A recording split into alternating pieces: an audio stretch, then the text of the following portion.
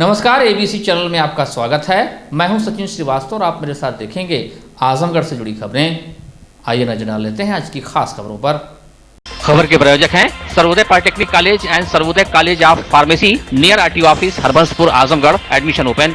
Gomti Gramin Nidhi bank 6वीं वर्षगांठ पर आपका हार्दिक स्वागत करता है। बैंकिंग सेवाओं के साथ ही सिक्योर्ड लोन उपलब्ध।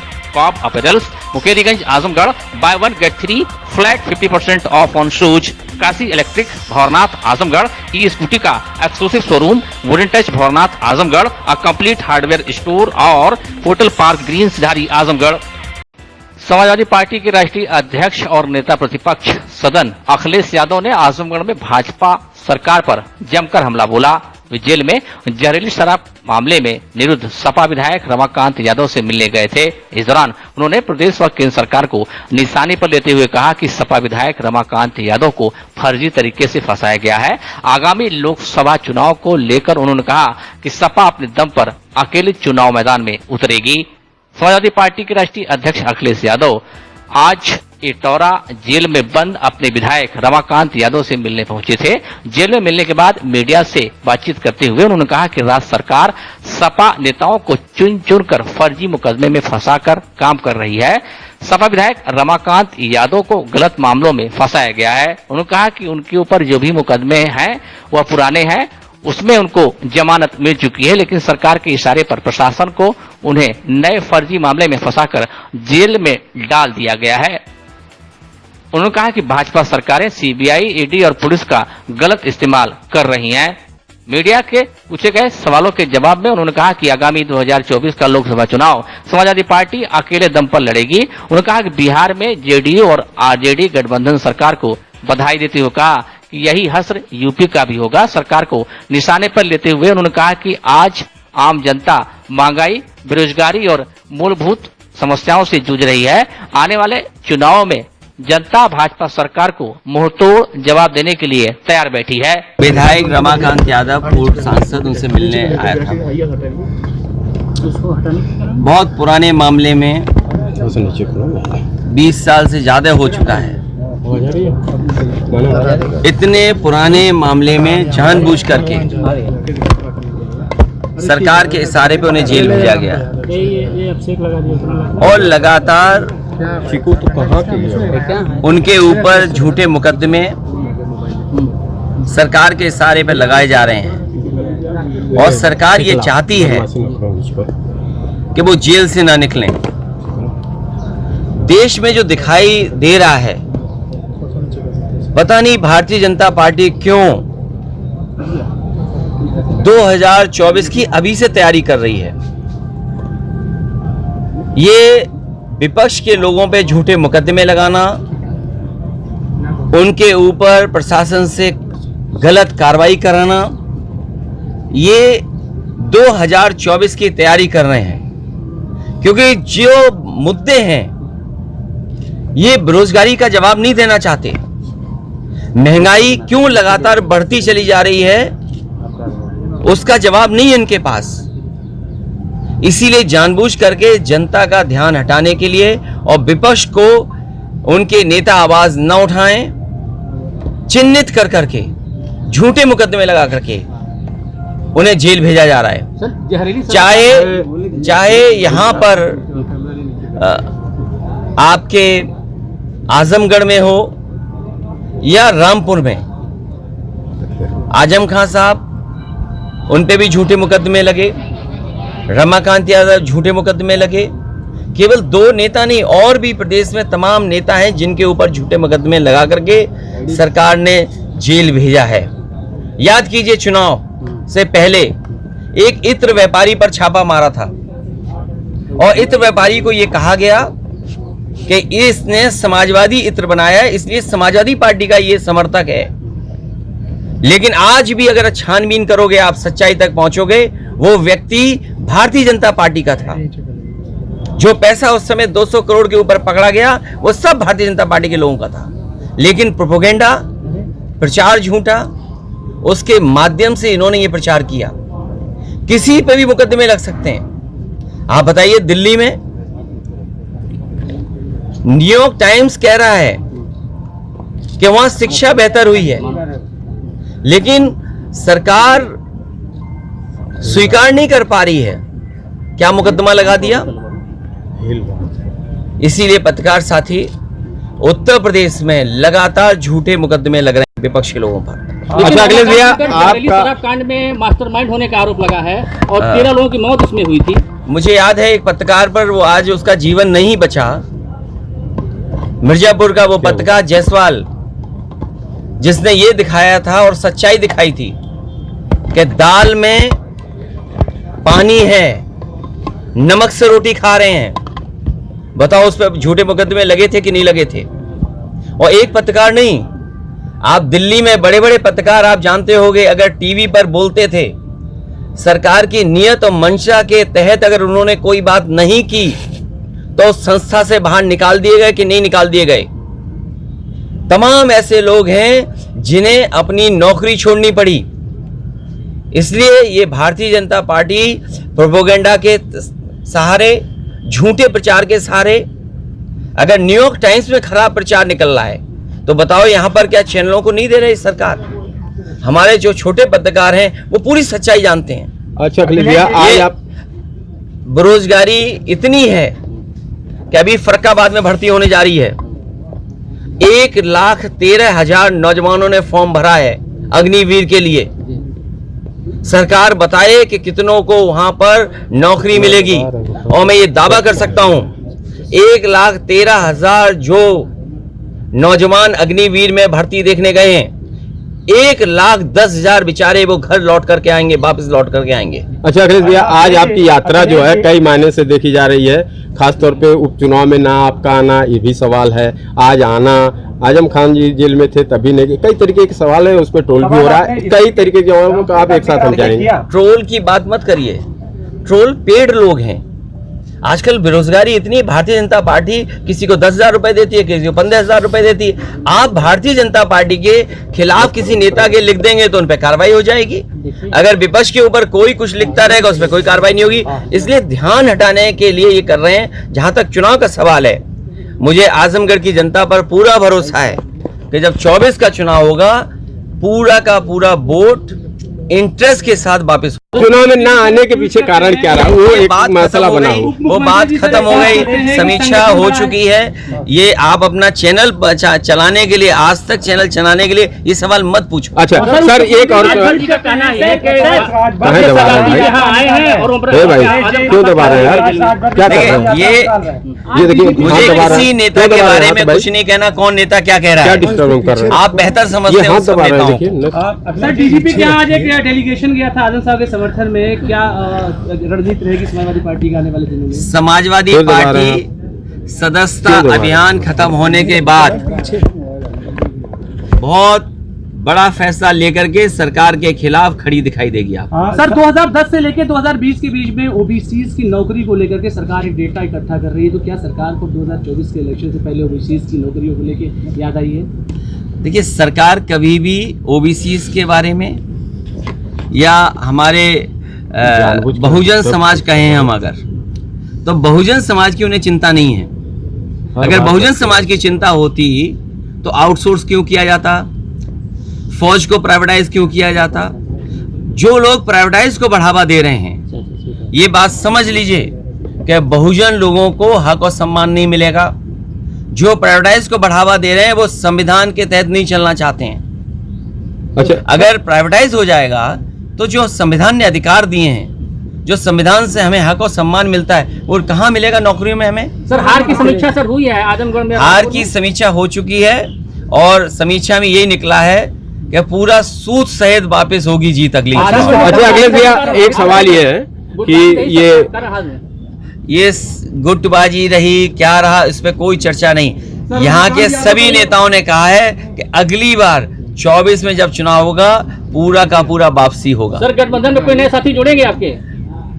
अब बीजेपी इतने बड़े गठबंधन कर ले रही है, किसी को छोड़ेगी बीजेपी गठबंधन के लिए? केशव मौर्य का एक ट्वीट आया, हमें बताओ पत्रकार साथी, हमें बताओ पत्रकार साथी, बीजेपी किसी चीज को छोड़ेगी गठबंधन के लिए? लेकिन हमें जनता पे भरोसा है। मैंने इसीलिए आपसे कहा कि अभी अगर 12 जिलों की भर्ती में ये फर्रुखाबाद इतना में दबा रहे हैं, आप 1,13,000 ने फॉर्म भरे हों, कहे दबा 1,13,000 नौजवान भर्ती के लिए आ रहे हों, सुन हो गया। जो 1,10,000 वापस जाएंगे। ये तो वहां का है। कभी आजमगढ़ में फौज की भर्ती होगी, गाजीपुर में फौज की भर्ती होगी, बलिया में होगी, बनारस में होगी, जौनपुर में होगी, तब पता लगेगा हाँ, कितना उछल नौजवान तो तैयारी कर रहा था, जो वर्दी पहनना चाहता था। और जिन नौजवानों ने अपनी आवाज खड़ी की इस व्यवस्था के खिलाफ, उन पे झूठे मुकदमे लगा दिए सरकार ने। अच्छा अगले भैया, एक सवाल ये है, केशव मौर्य ने अब कहा कि संघ बड़ा है पार्टी से, मतलब इस तरीके की चीजों पे आप क्या कहेंगे? बीजेपी क्या चाहती, बीजेपी क्या कर रही है? बीजेपी को काम ये करना चाहिए, कम से कम बजट का पैसा देना चाहिए। अभी मैं ये आपके समाजवादी पूर्वांचल एक्सप्रेस में चल के आ रहा हूँ, कोई जगह ऐसी नहीं बची जहां पर डिवाइडर ना टूटा हो। सड़क आपकी बरसात में ऐसी चल रही कि अगर आपके कमर दर्द होगा तो हो सकता है आपको इलाज की जरूरत पड़ जाए। आपके अस्पतालों में बजट नहीं है, आपकी स्वास्थ्य व्यवस्था पूरी ध्वस्त हो चुकी है, एम्बुलेंस नहीं चल पा रही हैं, 100 नंबर जो 112 कर दिया, डीजल पेट्रोल नहीं है। और जो घटना हुई अभी सैफई में कि एक छात्र ने आत्महत्या कर ली, एक दिव्यांग बेटा जो पढ़ रहा था वहां पर, उसकी मां का मैंने वीडियो देखा। मां अपील कर रही है कि मुख्यमंत्री और पूर्व मुख्यमंत्री हमारी मदद करें। अगर कोई जिम्मेदार है तो सबसे पहले वहां का वाइस चांसलर हटना चाहिए। क्या वाइस चांसलर और सरकार ही उसकी जांच करेगी? क्या आपको रिपोर्ट मिलेगी सरकार अगर जांच करेगी? जो उस इंस्टीट्यूशन का आदमी है, मुख्य है, जब तक वो नहीं हटेगा जांच नहीं हो सकती निष्पक्ष। सर आजमगढ़ और कम से कम उसकी मां की बात सुननी चाहिए। मां अपील कर रही है कि मैं गोरखपुर में मठ के बगल में रहती हूं, मेरा बेटा वहां पर आत्महत्या कर लिया। कुछ दिन पहले उसने वीडियो से बात की थी उनसे। अगर वीडियो कॉल से बात की होगी तो क्या कारण रहा? और वो भी इसलिए क्योंकि मुख्यमंत्री जी सैफई को नहीं भूलते हैं। इसलिए कम से कम उस बेटे को न्याय मिले और उसके परिवार की 1 करोड़ रुपए से मदद हो। सर मुख्यमंत्री जी अच्छा, एक दिव्यांग बेटा जो पढ़ रहा था वहां पर, उसकी मां का मैंने वीडियो देखा। मां अपील कर रही है कि मुख्यमंत्री और पूर्व मुख्यमंत्री हमारी मदद करें। अगर कोई जिम्मेदार है तो सबसे पहले वहां का वाइस चांसलर हटना चाहिए। क्या वाइस चांसलर और सरकार ही उसकी जांच करेगी? क्या आपको रिपोर्ट मिलेगी सरकार अगर जांच करेगी? जो उस इंस्टीट्यूशन का आदमी है, मुख्य है, जब तक वो नहीं हटेगा जांच नहीं हो सकती निष्पक्ष। सर आजमगढ़ और कम से कम उसकी मां की बात सुननी चाहिए। मां अपील कर रही है कि मैं गोरखपुर में मठ के बगल में रहती हूं, मेरा बेटा वहां पर आत्महत्या कर लिया। कुछ दिन पहले उसने वीडियो से बात की थी उनसे। अगर वीडियो कॉल से बात की होगी तो क्या कारण रहा? और वो भी इसलिए क्योंकि मुख्यमंत्री जी सैफई को नहीं भूलते हैं। इसलिए कम से कम उस बेटे को न्याय मिले और उसके परिवार की 1 करोड़ रुपए से मदद हो। सर मुख्यमंत्री जी अच्छा, बार बार एक- ये कहते हैं कि आजमगढ़ को आपने आतंक का गढ़ बना रखा था, हमने उसकी पहचान बदली है। आजमगढ़ के लोगों को रूम नहीं मिलता था, हमने पहचान बदल दी। यहाँ जितने होटल बने हैं कोई इनकी सरकार ने तो बनाए नहीं, और यहाँ के बाहर जितने होटल बने हैं, कमरे हैं, वो इनकी सरकार की देन नहीं है। ये क्या कह रहे हैं? कम से कम जो पूर्वांचल एक्सप्रेसवे समाजवादियों ने बनवाया, इसके किनारे शौचालय ठीक से बना दो। पेट्रोल पंप अभी लग पा रहे हैं, ये घाटे में कैसे चला गया इसकी चिंता कौन करेगा? और अपने गांव की मुख्यमंत्री जी क्या अपने गांव की सड़क जोड़ पाए हैं क्या गोरखपुर लिंक बन गया? तो जो लोग अपना गोरखपुर लिंक ना बना पा रहे हों, एक्सप्रेस वे का सत्यानाश कर दिया हो, ये इस सत्यानाश तो इसका किया, और बुंदेलखंड का कितना सत्यानाश कर दिया। हर चीज की ईडी, सीबीआई, इनकम टैक्स जांच हो रही है। क्या बुंदेलखंड एक्सप्रेस वे में जो धांधली हुई उसकी ईडी, सीबीआई, इनकम टैक्स की जांच होगी? और जो समाजवादी पूर्वांचल एक्सप्रेस वे जिसकी राइडिंग क्वालिटी अच्छी होनी चाहिए थी, आप पत्रकार साथी ध्यान से नहीं पढ़ते हो, कभी कभी उनका प्रचार भी पढ़ा करो। उनके प्रचार में लिखा था कि जो सड़क है, इसके जो विटामिन है, जो डामर है, वो जो इस्तेमाल होगा वो है रबर मिक्स्ड विटामिन। अगर रबर मिक्स्ड विटामिन यूज किया है तो राइडिंग क्वालिटी कितनी अच्छी होनी चाहिए थी सड़क की। तो आखिरकार रबर मिक्स्ड विटामिन का क्या हुआ? क्या इसकी नहीं जांच होगी कि अगर आप तेज चलोगे तो आपकी हो सकता है कमर टूट जाए? और घाटे में चला गया। पूर्वांचल एक्सप्रेस इसलिए चला गया क्योंकि जितना डिजाइन किया था समाजवादी सरकार में वहीं तक एक्सप्रेस वे गया है, उसके आगे नहीं जा पाया। अगर उसके आगे गया होता तो शायद पटना के लोगों से या उस प्रदेश के दूसरे हिस्से से लोगों का आना जाना आसान हो जाता। किस मौर्य के सर बयान आया कि सरकार संगठन से बड़ा होता है, ये यार जाने वाली है। आप देखिएगा जब लोकसभा का चुनाव आएगा, जनता देख रही है महंगाई। दूध दही पर जीएसटी लगा दिया। कभी इन्होंने जवाब दिया कि दूध दही पर जीएसटी क्यों लग गया? क्यों अमूल को आप मुनाफा दे रहे हैं आप? और अमूल चाहता है कि 1 लाख करोड़ का मुनाफा हो जाए, आप जीएसटी लगा रहे हो दूध दही पर, घी पर। क्या जवाब है इनके पास? अभी आपका सावन था, अब सावन में बताओ अगर शिव भक्तों को जाना पड़ा होगा तो दूध जो चढ़ाया होगा वो जीएसटी नहीं था क्या? जो लोग इस तरह जीएसटी ले रहे हो, और अभी वृंदावन में जो जान चली गई, जितना वृंदावन में विकास हुआ है उसमें लूट हुई है बड़े पैमाने पर। आप वहां जा रहे हैं त्योहार मनाने, पूरा पुलिस फोर्स आपका इंतजार कर रही है, और जब आप चले आए तो श्रद्धालुओं को ऐसे ही छोड़ दिया, कोई व्यवस्था नहीं की। तो सर अच्छा अगले एक छोटे और 1-2 सवाल है। विपक्ष में कोई चेहरा तो नजर नहीं आ रहा है जो मोदी को टक्कर दे सके। आप देख क्यों नहीं पा रहे हो कि अच्छा आप टक्कर देने की बात कर रहे हो? आप ये बताओ जिनसे टक्कर लेनी उन्होंने कोई एक ऐसी सड़क बनाई हो जिसमें खुद हवाई जहाज से उतर गए हो, तो आप बताओ, इसका जवाब है आपके पास? अखिलेश भैया, हमारे पत्रकार साथी अब गूंगे हो गए। मैं पत्रकार साथी से पूछना चाहता हूं जो जवाब मांग रहा है हम लोगों से, वो बताएं कि उन्होंने कोई अपनी ऐसी सड़क डिजाइन की हो बीजेपी ने खुद? बुंदेलखंड डिजाइन की, हवाई जहाज तो नहीं उतर पाया ना उसमें। ये डिजाइन थी समाजवादियों की, इसलिए हरकुलस उतर गया, इसलिए प्रधानमंत्री उतर गए। हम ये पूछना चाहते हैं कि क्या बीजेपी ने ऐसी कोई डिजाइन की सड़क खुद जिसमें खुद का हवाई जहाज उतर गया हो? और आपको पूछना चाहिए कि आजमगढ़ का एयरपोर्ट बनके तैयार है। अब इसको हम खुशकिस्मती समझें या अपना दुर्भाग्य समझें, समाजवादियों का गढ़ माना जाता है, इसीलिए नहीं चालू हो रहा है एयरपोर्ट। उन्हें डर यह है कि जैसे ही एयरपोर्ट चालू होगा समाजवादी लोग आ जाएंगे, इसमें उतरने लगेंगे, इसीलिए चालू नहीं कर रहे हैं। मनीष सिसोदिया जो कार्रवाई हुई सर ईडी की, क्या कहें? उन पे भी शराब की गर्दी। ये मैं आपसे कह रहा हूँ, इस सरकार किसी को भी झूठा फंसा सकती है। आपको डर नहीं लगता? अब क्या डर लगेगा? चाचा शिवपाल जी ने बयान दिया था सर चाचा शिवपाल जी ने एक बयान दिया था कर्ज का, क्या उस पे? मैं ये नहीं पढ़ता ये चीजें। अच्छा सर, ये 24 की तैयारी को लेके क्या? 24 की तैयारी ये है, बीजेपी की तैयारी ये है कि विपक्ष को जेल भेज दो, झूठा फंसा दो, झूठा प्रोपेगेंडा कर दो। लेकिन एक उम्मीद जागी है बिहार से। बिहार में सुपड़ा साफ होने जा रहा है बीजेपी का, ये घबराई हुई है बीजेपी। अगर हवा बिहार में ऐसी चलेगी तो उत्तर प्रदेश में भी समाजवादी लोग तैयारी करेंगे, जिसे यहाँ भी भारतीय जनता पार्टी का मुकाबला करेंगे। तो यहाँ भी एक हो सकता है सपा पर फिर एक साथ आ सकते हैं क्या?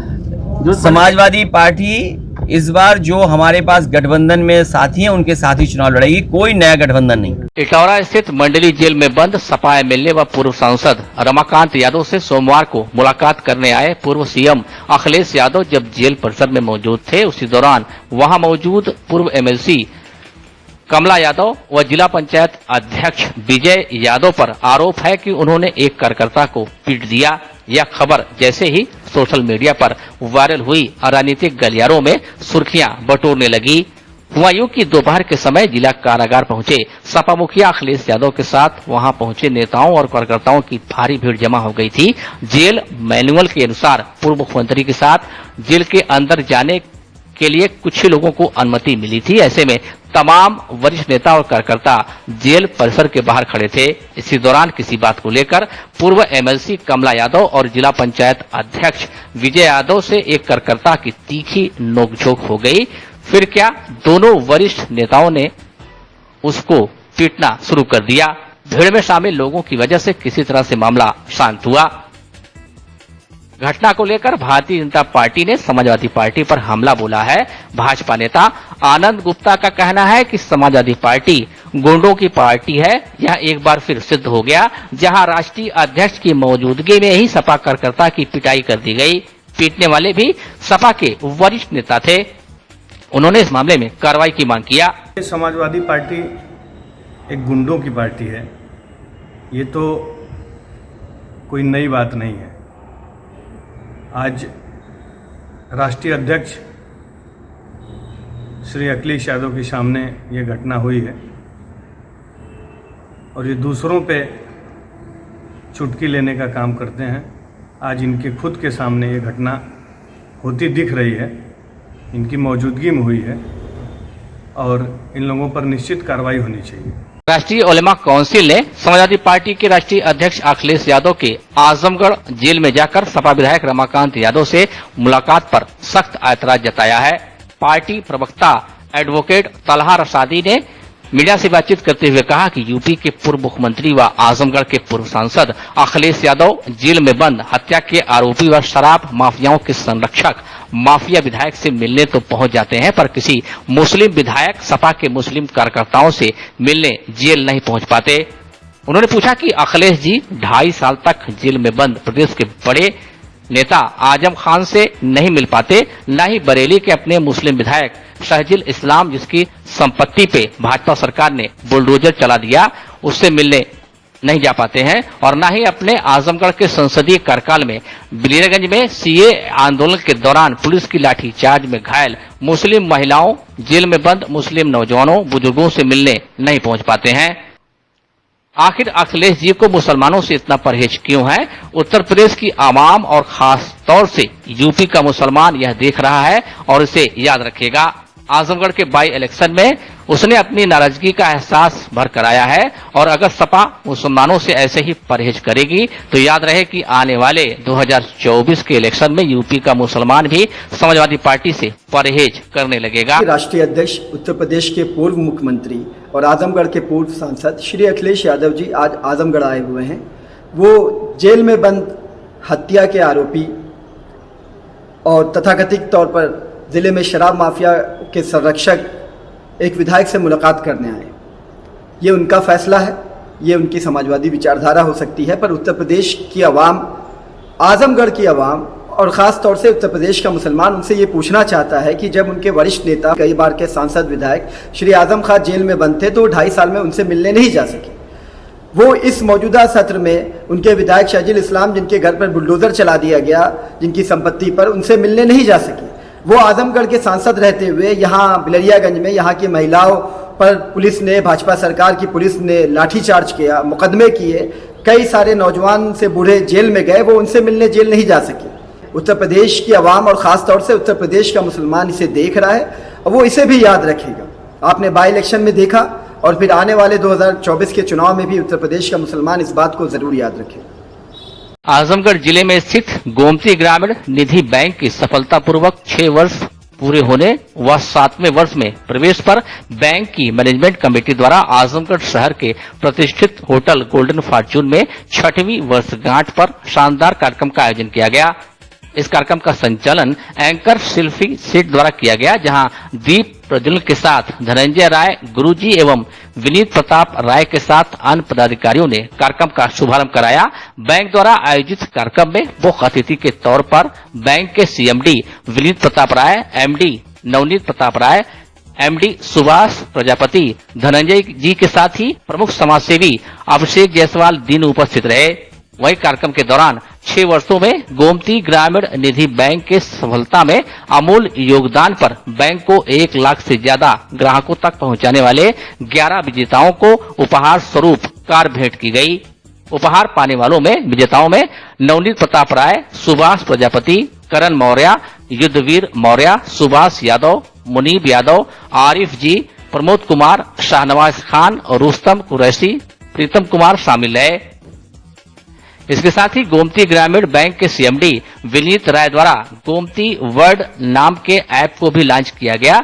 यह ऐप ऑनलाइन ट्रांजैक्शन में महत्वपूर्ण भूमिका निभाएगा। जिस तरह से गूगल पे और फोन पे काम करता है, यह ऐप भी उसी तरह से काम करने वाला ऐप है। लॉन्च ऐप पर मोबाइल रिचार्ज से लेकर पैसा भेजने तक की सभी सुविधाएं उपलब्ध होंगी। इस ऐप की सबसे बड़ी खासियत यह है कि ट्रांजैक्शन के आधार पर अपने ग्राहकों को गोमती वर्ल्ड ऐप लोन भी देगा। इसके लिए ग्राहकों को कोई गारंटी नहीं देना होगा। इसके साथ ही गोमती ग्रामीण निधि बैंक द्वारा इसी कार्यक्रम में एमजी ग्रुप ऑफ डेवलपर्स को भी लॉन्च किया गया, जो अपने ग्राहकों को लखनऊ स्थित सोसाइटी में आसान किस्तों में प्लाट उपलब्ध कराएगा। वहीं इस कार्यक्रम के दौरान हजारों ग्राहक और कार्यकर्ता मौजूद रहे। का 6वां सालगिरह मनाया जा रहा है।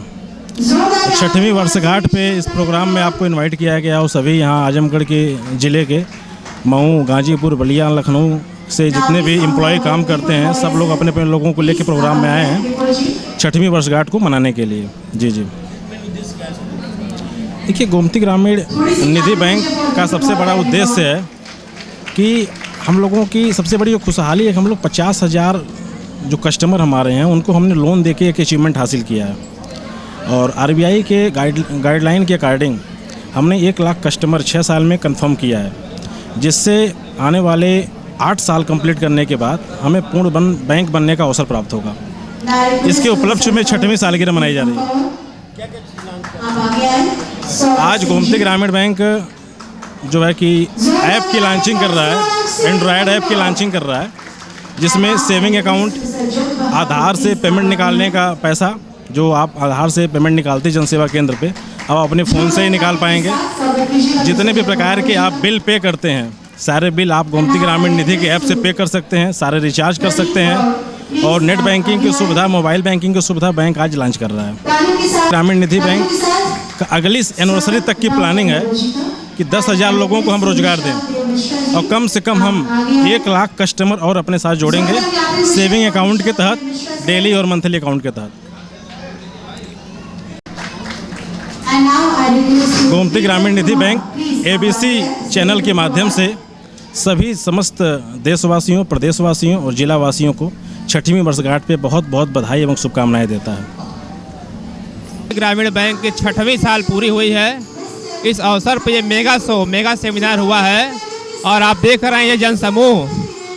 और आने वाले समय में हम अभी हमारा कई जिलों में ब्रांच चल रही है और आने वाले समय में हम पूरे प्रदेश में और पूरे देश में इस टारगेट को पहुंचाएंगे। और इसके माध्यम से बहुत लोग गरीब जो पैसे के अभाव में जी रहे हैं, जिनको ज़रूरत है, नीड्स है पैसे की, उनकी आवश्यकताओं को हम भी पूरा कर रहे हैं। लोग हमारे साथ जुड़ रहे हैं, हम उनको सुविधाएं दे रहे हैं, घर घर गांव-गांव जाकर सुविधाएं दे रहे हैं। इसीलिए लोग हमारे साथ जुड़ रहे हैं। पूरी ईमानदारी के साथ, पूरे कर्तव्य निष्ठा के साथ हम लोग मजबूती के साथ काम कर रहे हैं और आने वाले समय में हम लोग देश के विकास में एक मजबूत भागीदारी निभाएंगे। वर्कर्स हमारे काम कर रहे हैं, उनको यहाँ सम्मानित किया जा रहा है। आज उनका दिन है, वो अच्छा काम कर रहे हैं, उनके सम्मानित करने का प्रोग्राम है। कोई कार अचीवर है, कोई बाइक अचीवर है, कोई बड़ी गाड़ी का अचीवर है, कोई 50,000 महीने की इनकम पे है, कोई लाख रुपए महीने की इनकम पे है। ऐसे तमाम लोग हैं, उनका उत्साहवर्धन करने के लिए, उनको सम्मानित करने के लिए आज ये प्रोग्राम रखा गया है। गोल्डन बैंक यह जो है कि इस बैंक को हम काफ़ी समय से जानते हैं और इनके लगभग प्रत्येक वर्ष जो भी ये कार्यक्रम कराते हैं उसमें हम हमेशा सहभागी होते थे, आते थे। लेकिन जिस हिसाब से इन लोगों ने मेहनत की है, जब मुझे याद है कि जब इन्होंने पहला कार्यक्रम कराया था तो बहुत छोटी सी संख्या थी, आँखों में सपने थे, मजबूती थी, ईमानदारी झलक रही थी और इसका परिणाम आज इनके 6वीं वर्षगांठ पर हमको यह देखने में आया कि इन्होंने पूरा समुद्र ही खड़ा कर दिया। इतनी संख्या, इतने लोगों को जोड़ा और मुझे निश्चित दृढ़ विश्वास है कि आने वाले समय में यह बैंक एक पूरा राष्ट्रीयकृत बैंक होकर के रहेगा, क्योंकि आरबीआई के गाइडलाइन से अपने टोटल ईमानदारी और पारदर्शिता से जिस हिसाब से यह लोग आगे बढ़ रहे हैं, तो इसमें कोई अनिश्चितता नहीं है कि यह आगे आने वाले समय में पूरे देश में नंबर 1 बैंक बन करके ये दिखाएंगे, ऐसी मेरी आशा है। और ये भी इनके टीम पर विश्वास है कि इतनी मेहनत और इतनी लगन किसी में भी नहीं देखने के मिली कि जो यह लोगों ने आज के 6 वर्ष पहले सपना दिखाया था। मुझे याद है इनके साथ विनीत राय जी के साथ मैं बैठा था, लेकिन आज मुझे खुद आश्चर्य हो रहा है कि आके इनसे पूछ रहा हूँ, यह तो आपने पूरा मेला ही लगा दिया। तो निश्चित तौर से ये आगे बढ़ रहे हैं और हम लोगों की सभी शुभकामनाएं हैं कि अगली जो हम लोग आने वाले 2-4 साल में जो 8वीं वर्षगांठ करें एक राष्ट्रीयकृत बैंक के रूप में। जय हिंद, जय भारत। आजमगढ़ पुलिस ने 2 दिन पूर्व तालाब से किशोरी का शव बरामद होने के मामले में खुलासा किया है। मामले में पुलिस ने आरोपी मुअज्जम पुत्र इसरार अहमद को गिरफ्तार किया है। 19 अगस्त को युवती का शव बरामद हुआ था। इस मामले में परिजनों ने बिलरियागंज थाने में मुकदमा दर्ज कराया था। विवेचना कर रही पुलिस ने आरोपी को गिरफ्तार कर लिया है। मामले का खुलासा करते हुए एसपी ग्रामीण सिद्धार्थ ने बताया कि मुकदमा दर्ज कर मामले की विवेचना की जा रही थी। एसपी ग्रामीण का कहना है कि मृतका के परिजनों के बयान, मुखबिर की सूचना, साक्ष्य व वैज्ञानिक साक्ष्यों के आधार पर मुअज्जम पुत्र स्वर्गीय इसरार अहमद उर्फ झूरी का नाम सामने आया। आरोपी की बिंदुवल बाजार में मोबाइल की दुकान है, जहां कभी कभी मृतका आती थी। अभियुक्त काफी समय से मृतका से अनुचित अपेक्षा रखता था तथा संबंध बनाना चाह रहा था, परंतु उसे इसमें सफलता नहीं मिल रही थी। 19 अगस्त को अभियुक्त मुअज्जम अपनी दुकान से गांव की तरफ जा रहा था कि रास्ते में मृतका उसे मिली। मृतका को घर छोड़ने के बहाने अपनी बाइक पर बैठा लिया तथा उसे पोखरी के पास स्थित कोठरी में ले गया, तो मृतका द्वारा इसका विरोध करते हुए चिल्लाने का प्रयास किया गया। मृतका के चिल्लाने से लोगों के इकट्ठा होने के डर से मुअज्जम द्वारा उसका गला दबा दिया गया, जिससे उसकी मृत्यु हो गई। घटना को छिपाने के लिए बगल के तालाब में शव को फेंक दिया था। थाना बिलरियागंज के ग्राम बिंदुवल में पुलिस को यह सूचना प्राप्त हुई कि झूरी की पोखरी में एक युवती का शव है। इस पर पुलिस तत्काल मौके पर पहुंची और शव को निकाला गया, तो उसकी शिनाख्त गांव की ही एक युवती के रूप में हुई। परिजनों की दी गई तहरीर के आधार पर थाना बिलरियागंज पर मुकदमा अपराध संख्या 187/22 धारा 302, 201 IPC पंजीकृत किया गया और उसकी विवेचना थानाध्यक्ष बिलरियागंज द्वारा प्रारंभ की गई। विवेचना के दौरान परिजनों के बयान, परिस्थितिजन्य साक्ष्य और वैज्ञानिक साक्ष्य संकलन के आधार पर मुअज्जम पुत्र स्वर्गीय इसरार अहमद उर्फ झूरी का नाम प्रकाश में आया। पूछताछ से यह ज्ञात हुआ अभियुक्त की गिरफ्तारी का थाना निजामाबाद के ग्राम फरिया से की गई और अभियुक्त से पूछताछ के दौरान यह बात प्रकाश में आई कि युवती अभियुक्त की मोबाइल की दुकान पर आया करती थी, तो अभियुक्त उससे अनुचित अपेक्षा करता था। दिनांक 19/8 को घर ले जाने के बहाने अभियुक्त उसको अपने साथ ले गया तथा पोखरी के बगल में स्थित कोठरी में ले गया, जहां उससे अनुचित अपेक्षा की गई, जिसमें उसके द्वारा शोर मचाने का प्रयास किया गया। इसी दौरान अभियुक्त द्वारा उसका गला दबा दिया गया तथा साक्ष्य छिपाने के लिए बगल की पोखरी में उसकी बॉडी को डाल दिया गया। इसके साथ कुछ और लोग भी थे, ऐसा अभी विवेचना प्रचलित है, समस्त बिंदुओं पर विवेचना की जा रही है। अगर किसी और की भी संलिप्तता पाई जाती है, उसके खिलाफ भी नियमानुसार विधिक कार्रवाई की जाएगी। किसकी शादी की? युवती नहीं, युवती अविवाहित थी और अभियुक्त भी अविवाहित थी। पोखरी का जो मालिक था वो फरार चल रहा था। पोखरी इन्हीं के पिता की है। मुअज्जम के पिता का नाम झूरी है, झूरी स्वर्गीय हैं, मुअज्जम की ही पोखरी है। डीएवी मैदान में प्रदर्शनी व मेला लगने की शुभगाहट लगते ही छात्रों में आक्रोश की लहर दौड़ गई है। पहली बार के विरोध के बावजूद कॉलेज प्रबंधन द्वारा दोबारा प्रदर्शनी लगाने की अनुमति दे दिए जाने से छात्रों में आक्रोश बढ़ गया है। सोमवार को सीधे जिलाधिकारी को अपना ज्ञापन सौंप छात्रों ने कॉलेज के मैदान से तत्काल प्रदर्शनी हटवाए जाने की मांग की। छात्र नेता सुनील कुमार ने कहा कि कॉलेज के मैदान में प्रदर्शनी लगने से छात्रों के समक्ष आवागमन व स्टैंड की समस्या खड़ी हो जाती है। पढ़ाई में जो बाधा उत्पन्न होती है सो अलग। प्रांगण में जो हमारी फील्ड है उसमें मैनेजर अपनी मनमानी करके उसमें प्रदर्शनी पिछली बार किए थे, तो उसका हम लोगों ने भारी संख्या में धरना प्रदर्शन के द्वारा उनको बताया, समझाया कि वो ऐसी गलती न करे, लेकिन उसी गलती को पुनः इन्होंने फिर दोहराया, फिर प्रदर्शनी के लिए उन्होंने फील्ड दे दिया है। इसके पहले वो बोलते हैं कि हमारी वो इंटर कॉलेज की है फील्ड है, लेकिन वो इंटर कॉलेज की तो हमारी साइकिल स्टैंड के लिए या तो व्यवस्था करें या तो फिर डिग्री कॉलेज की जो फील्ड है उसको दुरुस्त करने का काम करें, नहीं तो हम भारी से भारी संख्या में उसका विरोध उल्लंघन करने। वही इस संदर्भ में जब डीएवी इंटर कॉलेज के प्रिंसिपल से बात करने के लिए मीडियाकर्मी उनके पास पहुंचे तो वह छुट्टी पर मिले।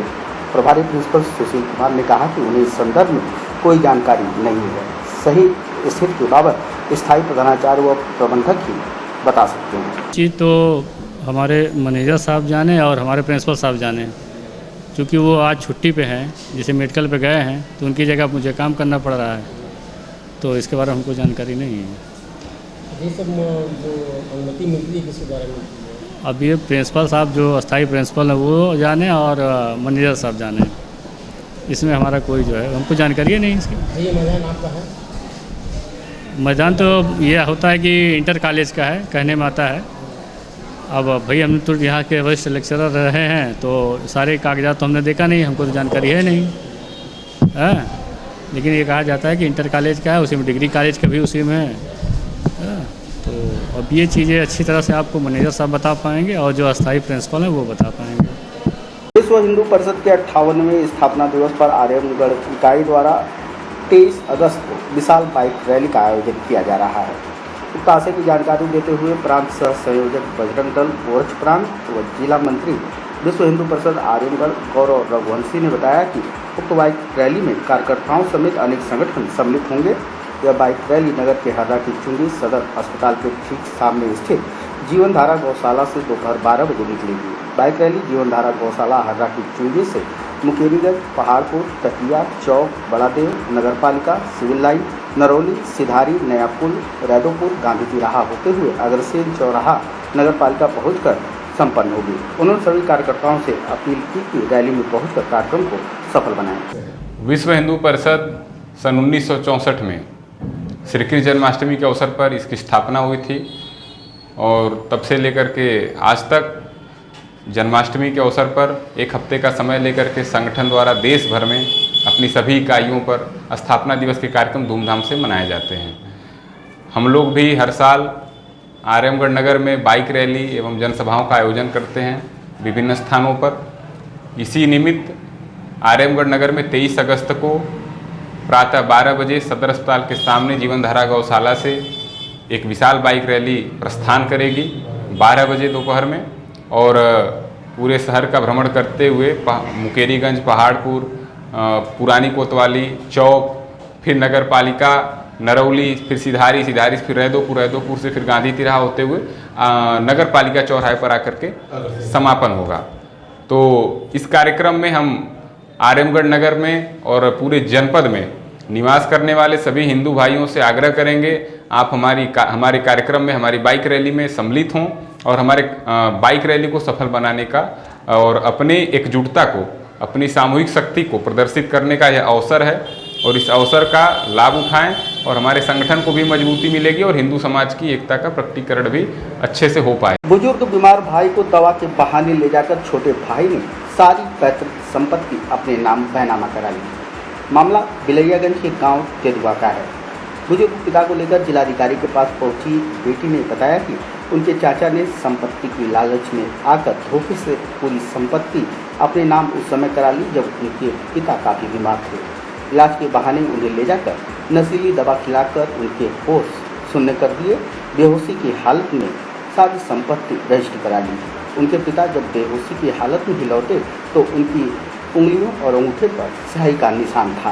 परिजनों को शक हुआ तो पता चला कि सब कुछ हाथ से निकल गया। पिताजी हैं और ये बीमार थे तो इनके छोटे भाई ने इन्हें दवा के बहाने ले जाकर और कुछ नशीली दवाइयों का मतलब देकर और सारी संपत्ति को अपना बैनामा करा लिया। एक भाई हमारे हैं और हम 2 बहनें हैं। भाई बाहर रहते हैं और हम लोग अपने घर रहते हैं। फिर जब हम लोग इनसे मिलने गए तो पता चला हम लोग को पूरा सब कुछ कि मेरे चाचा ने ऐसा कर लिया। फिर इसके बाद हम लोग पंचायत रखे। पंचायत में उन्होंने कहा कि हम उनका मतलब इनकी संपत्ति हम वापस कर देंगे 5 दिन के बाद। इसके बाद वो अब पलट गए, बोल रहे हैं हम आपका मतलब वापस नहीं करेंगे और हम लोग को मारने होने का धमकी दे रहे हैं। हाँ, 420 में हमारे हस्बैंड और ये मतलब पति होती लोगों को आने जाने में दिक्कत हो रहा है। उन लोग को धमकी दे रहे हैं। पिताजी को भी धमकी दे रहे हैं कि हमारे पिताजी को जो संपत्ति है वापस मिल जाए और उनके खिलाफ 420 का मुकदमा किया जाए, जो हमें न्याय मिले। राशन वितरण संबंधी अनियमितताओं की शिकायतें पूरे जनपद से लगातार उच्च अधिकारियों के पास पहुंच रही हैं। नया प्रकरण पुराने जेल के सामने स्थित सरस्वती कुष्ठ सेवा कॉलोनी का सामने आया है। अधिकारी को मांग कर गुजारा करने वाले इन लोगों ने बताया कि उन्हें पिछले 3 महीने से राशन नहीं मिल रहा। सरस्वती कुष्ठ सेवा आश्रम के अध्यक्ष चेतक पंडित ने आरोप लगाया कि कोटेदार 3 महीने से राशन का वितरण नहीं कर रहा, जिससे बस्ती के लोगों के समक्ष भूखमरी की स्थिति उत्पन्न हो गई है। सोमवार को जिलाधिकारी को ज्ञापन सौंप बस्ती के लोगों ने राशन वितरित करवाए जाने की उनसे गुहार लगाई। 3 महीने से हम लोगों को गल्ला नहीं मिला। हम लोग खाने के लिए मर रहे हैं। अंतिम में कोटेदार को कहते कोटेदार कहता है हमारे पास गले नहीं है। तो जब उनके पास गलान है तो हम लोग डीएम साहब के पास आए हैं। हम लोग मजबूर आदमी कहाँ क्या कर सकते हैं, किसी को हाथ है, किसी को पैर नहीं है, किसी को चल नहीं पाते हैं, तो हम लोग भूखे मर रहे हैं। तो यही श्रीमान सबसे अनुरोध है जो कि हम लोगों को गल्ला देने का कृपा करें। यही हम लोग के बाल बच्चा खाने बगैर मर रहा है, भूखे प्यासे गल्ला नहीं दे मिल रहा है। के लगे जाते हैं, कोतीदार कहता है आप लोग जहाँ भी जा सकते हो, आप लोग के गल्ला देता नहीं तो हम लोग दे कहाँ से। Wooden touch Bhanwarnath Azamgarh, a complete hardware store. हमारे यहाँ branded plywood, flush door, designer door, PVC door, formica, fancy hardware, kitchen की चिमनी एवं मॉड्यूलर किचन की एक्सक्लूसिव रेंज उपलब्ध। अपने आशियाने में लगाइए 4 चांद, पहुंचिए वुडन टच भंवरनाथ आजमगढ़।